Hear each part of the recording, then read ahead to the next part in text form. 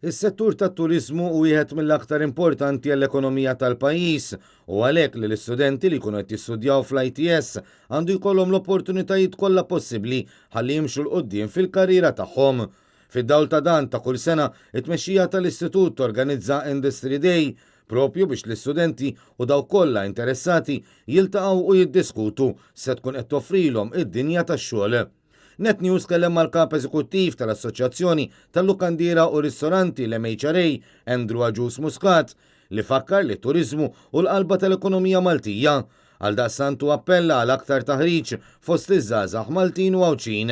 Il-turist llum sar jaf jażel l-opportunitajiet tal-ivvjaġġar huma kbar, però meta trid jiġi jażel il-kwalità tal-prodott li pajjiż destinazzjoni toffri hija importanti. Min-naħa tiegħu il-kap eżekuttiv tal-ITS Pierre Fenek qal li l-istudenti kollha jistħoqilhom jibdew jistħarġu minn qabel dwar x'joffru l-korsijiet.